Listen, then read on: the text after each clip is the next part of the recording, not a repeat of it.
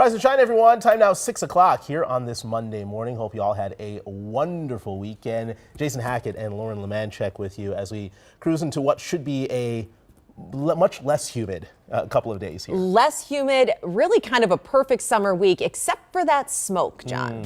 Yeah, the smoke is kind of a bummer. It always trails your rain, right? So the rain comes in, you're like, oh, nice, humidity's dropping, smoke. So that's what we're doing here. I will tell you, there's a small window here where we don't have any smoke, or I should say, not a lot. The air quality alert is technically in effect, but until 9 tomorrow, but we're yellow. Yellow is okay. Yellow is it's such a light haze with the smoke that you can't even tell. So this morning, get up, get everything done. There's the plume that we're going to be watching pivot through as we go into the afternoon. So there it is. As we watch it, you can see during the day today, increasing smoke levels, especially the northern half of the state. The southern half of the state will still see smoke levels, but again, it's not going to be as bad. So we'll watch that later on. This isn't as bad as it was the last time we had the impact alert. We had to issue a bunch of those. We got to red levels. This morning, let's enjoy some 50s. 50s and low 60s, very comfortable start. We'll track out the rest of the smoke. We'll talk about the next chance for storms. They're coming back late week in your forecast. Cece is back this morning. How's it look out there? Good morning. Good to be back. And honestly, the roads are really quiet this Monday morning, which is great. Still crash free. The only thing I'm seeing is actively right now some road work happening down in Edina. Good morning if you're waking up there. This is on Highway 100 southbound near Benton Avenue as you make your way toward Highway 62 and, even into Bloomington on 494. Not impacting the commute, though, which is great. If you take a look at your route, should be clear. There are a few morning projects happening starting around 9 this morning. They're pretty minor, but I'll still mention them throughout the show. Jason. All right, Cece, thank you very much. We'll talk to you soon. Our top story here at 6 a.m. right now, Operation Secure St. Paul is underway after a massive cyber attack more than 2 weeks ago. In the last 24 hours, city officials confirmed it was a ransomware attack. Michelle Beck is live now in St. Paul with what we've learned. Good morning, Michelle. Yeah, good morning to you, Lauren. Good morning to you, Jason. Now, the St. Paul mayor says things will be bustling at the Roy Wilkins Auditorium today, tomorrow, and Wednesday. Here's what's going on. 3,500 city employees will be going in and out of the auditorium to get their passwords reset on all their devices. Take a look at the brand new video this morning from the mayor about how things look inside. First responders were the first batch of city employees to get their passwords reset. That is a priority given the city went under a state of emergency and had to proactively shut down its network more than 2 weeks ago. The mayor now says it was a ransomware attack. City officials adding they did not give in to demands for money, but successfully backed up all their data and are testing servers. We, through the forensic investigation, nor through the communication from the threat actor, have we seen any evidence whatsoever that they were able to successfully remove any data from our environment. But again, that forensic investigation is still underway.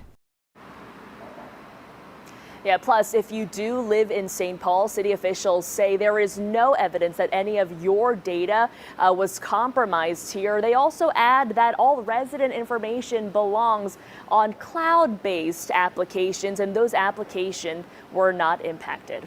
Back to you guys. Good information for residents there, Michelle. Thank you. Well, right now, southeastern Wisconsin remains under flood warnings and watches following a weekend of historic rainfall and flash flooding. Take a look at this video out of Milwaukee County, where some areas recorded more than a foot of rain in just 24 hours. The flooding left thousands without power, basements flooded, streets turned into waterways, forcing rescues. We pulled dozens of people out of cars and off of cars trapped in the middle of floodwaters. This floodwater, it may look like it's not moving real much right here, but that can really have a strong current. Several events were also forced to shut down, and that includes the Wisconsin State Fair. You can see the cars parked at the fairgrounds Saturday night submerged in water. The rain forcing organizers to cancel the last day. They're offering vouchers for next year's fair for anyone who had tickets. Time now 6:05, and we have an update this morning on a shooting outside of St. Paul's Midway Saloon. A bouncer is now facing 2 counts of second-degree murder for allegedly shooting and killing a 29-year-old outside of the bar. According to the criminal complaint, the bar manager told investigators Devarius Clark was arguing with the victim over whether he could take his bike in the bar.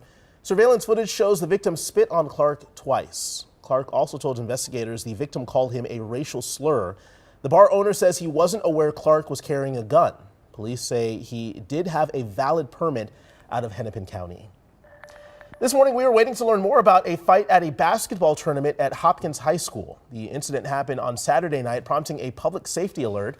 That alert directed people who were gathered outside the school to leave. The district says the event was sponsored by a group called Strictly B-Ball and not the school itself. One person, they say, requested medical attention for Mace.